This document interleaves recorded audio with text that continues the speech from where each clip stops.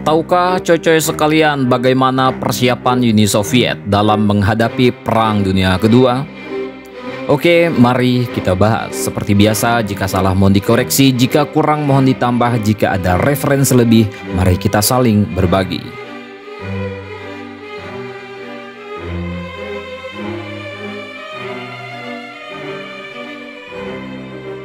Praktis sejak didirikan, Uni Soviet mulai mempersiapkan Perang Dunia Baru yang tidak dapat dihindari dan diyakini oleh para pemimpin Soviet. Konfrontasi besar dengan kapitalis Barat diyakini akan brutal, menumpahkan banyak darah dan tanpa kompromi. Di bawah doktrin militer Soviet, tentara merah harus menahan serangan awal musuh, mengalahkan musuh dalam pertempuran perbatasan, meluncurkan serangan balasan berskala besar, dan mencapai kemenangan yang menentukan. Dengan demikian, Soviet dapat melindungi para pekerja dari keluarga besar bangsa multietnis.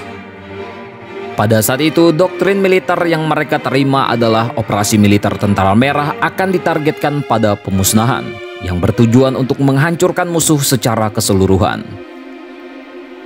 Untuk sebuah negara yang telah mengalami perang saudara yang menghancurkan dan intervensi asing, modernisasi angkatan bersenjata merupakan tugas yang sangat penting. Tetapi, tentu saja sangat sulit. Sebagian besar industrialisasi yang diluncurkan Uni Soviet pada tahun 1929 memungkinkan suatu reformasi dan persenjataan kembali tentara dalam skala besar. Karena masalah ekonomi, dalam waktu yang lama tentara merah diorganisir menurut prinsip rekrutan milisi teritorial. Mereka yang memenuhi syarat untuk dinas militer menjalani pelatihan militer dalam waktu singkat di dekat tempat tinggal permanen mereka. Sementara jumlah prajurit reguler sangat minim. Pada paruh kedua tahun 1930-an, tentara dipindahkan ke pijakan reguler penuh waktu, yang secara meyakinkan diabadikan dalam Undang-Undang Dinas Militer Universal pada tahun 1939. Tentara merah yang pada saat menjelang Perang Dunia Kedua berjumlah 1,9 juta orang telah berkembang menjadi 5 juta pada saat invasi Wehrmacht ke Uni Soviet pada tanggal 22 Juni 1941. Proses pembentukan unit dan formasi baru berjalan dengan lancar. Dengan demikian, jumlah divisi juga meningkat dari 98 menjadi 303. Pertumbuhan yang begitu cepat tidak menyebabkan permasalahan organisasi, kekurangan personil komando, dan penurunan kualitas pasukan. Pembersihan massal pada tahun 1937 hingga 1938 yang mempengaruhi puluhan ribu orang sampai taraf tertentu juga merupakan pukulan yang sangat menyakitkan bagi personil komando tentara merah. Hanya 2 dari 5 marsikal pertama Uni Soviet yang masih hidup pada musim semi 1939. Konsekuensi dari teror besar dengan jelas terwujud selama Perang Musim Dingin 1939 hingga 1940 ketika melawan Finlandia. Pertempuran tersulit bagi pasukan Soviet. Akibatnya, kepemimpinan angkatan bersenjata mengalami perombakan besar-besaran dan banyak komandan yang dituntut karena alasan politik, termasuk calon marsikal Konstantin Rokossovski setelah kembali dari penjara dan bergabung kembali dengan pasukan. Pada tahun-tahun menjelang perang, pasokan perangkat keras ke tentara merah berjalan dengan cepat. Antara tahun 1939 dan 1941 jumlah tank di tentara merah meningkat dari 10.000 menjadi 25.000. Pesawat tempur dari 5.000 menjadi 14.000 unit dan artileri lapangan dari 34.000 menjadi 91.000 unit. Di antara senjata terbaru yang dipasok ke angkatan bersenjata adalah senapan Suomuat Tokarev SVT-40, senapan mesin Spagin, senapan lapangan divisi 76 mm, howitzer 122 mm, senjata pertahanan udara 85 mm, tank medium T-34, tank berat KV-2, pesawat tempur Yak-1 dan MiG-3, pesawat serang darat Il-2, dan juga dive bomber PE-2. Namun, pada musim panas 1941, persentase perangkat keras modern di angkatan bersenjata masih sangat rendah. Bahkan terkadang model yang lebih tua juga kekurangan pasokan. Hingga 40% dari anggaran militer dihabiskan untuk mengembangkan angkatan udara Soviet pada tahun 1940. pesawat tempur MiG-3 dan LAGG-3 yang dalam hal karakteristik kinerja mampu bertahan melawan rekan-rekan Luftwaffe mereka sudah beroperasi pada awal konflik. Tetapi produksi mereka baru berjalan pada tahun 1941 dan sebagian besar pesawat tempur masih menggunakan model lama. Konflik militer melawan Jepang dan Finlandia pada akhir tahun 1930-an memainkan peran penting dalam peningkatan kemampuan pertahanan negara. Sehingga setelah berakhirnya Perang Musim Dingin, Uni Soviet meningkatkan produksi mortir dan senapan mesin berkali-kali lipat peran mereka sebelumnya diremehkan.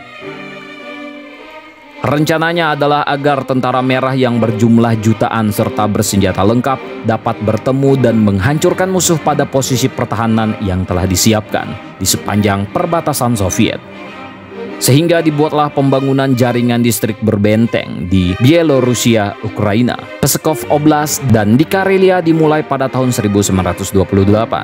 Distrik-distrik ini kemudian dikenal sebagai Garis Stalin. Setiap distrik berbenteng terdiri dari sistem titik kuat yang saling berhubungan. Dalam perencanaan tersebut, distrik berbenteng akan berada di jalur serangan musuh yang telah diperkirakan. Unit-unit yang dikerahkan dalam posisi bertahan di sini memiliki senapan mesin dan artileri anti-tank yang dapat mereka gunakan.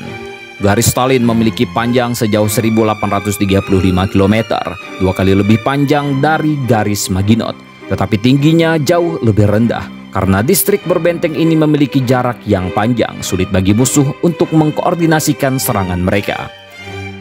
Setelah Uni Soviet berhasil merebut Ukraina Barat dan Belarusia Barat pada tahun 1939, kemudian negara-negara Baltik pada tahun 1940, Uni Soviet memindahkan perbatasan ratusan kilometer ke bagian barat. Pembuatan garis Stalin ditinggalkan dan struktur pertahanan dihentikan. Pembangunan distrik berbenteng dimulai di perbatasan baru, tetapi pada awal operasi Barbarossa 20% dari pembangunan benteng tersebut telah selesai dan sudah musuh tidak dapat bergerak maju. Pada saat yang sama, pertahanan musuh yang mengalami kesulitan berhasil bangkit, dan entah bagaimana mereka dapat menunjukkan kemampuannya. Bahkan, pertahanan gigih yang dilakukan oleh tentara-tentara merah di distrik berbenteng garis Stalin hanya berhasil menahan Jerman selama beberapa hari. Hal ini seringkali memberikan waktu berharga bagi pasukan musuh untuk mundur dan menghindari pengepungan. Distrik berbenteng Sebech bertahan selama 10 hari penuh dan musuh berhasil merebutnya hanya dengan menyerang dari belakang. Pada akhirnya zona berbenteng Karelia tetap menjadi salah satu titik kunci dalam pertahanan Leningrad sampai blokade dicabut pada tahun 1944. Disitulah tentara Finlandia yang maju ke kota dari utara dihentikan. Terlepas dari persiapan Uni Soviet yang dipercepat untuk perang melawan Nazi, sejumlah besar masalah tetap belum terselesaikan pada saat itu pecah.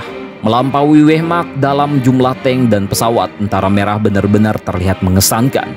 Tetapi pada saat yang sama banyak formasi terbukti kurang baik dalam kategori perangkat keras ini. Mereka juga kekurangan peralatan, pengangkutan, dan transportasi. Hal ini secara signifikan mengurangi mobilitas mereka. Pada awal perang cukup banyak subdivisi yang tidak menjalani pelatihan militer yang sesuai, tidak melatih koordinasi operasional dan mengalami kekurangan personil komando junior yang parah. Sekolah militer tidak dapat mengeluarkan mereka dengan adanya keperluan pertempuran yang mendesak. Selain itu ada masalah besar dengan ketersediaan komunikasi radio di unit-unit tersebut dan organisasi yang buruk dari pekerjaan markas besar serta komando dan kendali pasukan. Kepemimpinan Soviet pada umumnya menyadari masalah sehari-hari dan berusaha untuk menunda dimulainya konflik setidaknya 1 tahun. Penjaga perbatasan dan prajurit unit yang dikerahkan di perbatasan diperintahkan dengan segala cara untuk tidak menyerah kepada provokasi. Banyak program untuk reorganisasi dan persenjataan kembali pasukan darat, Angkatan Udara, dan Angkatan Laut dijadwalkan selesai pada tahun 1942 dan pada musim panas 1941 program-program ini berjalan dengan lancar. Uni Soviet sangat membutuhkan penundaan, tetapi pada akhirnya tidak ditakdirkan untuk bisa melakukannya. Tentang ini bagaimana menurut kalian, coy?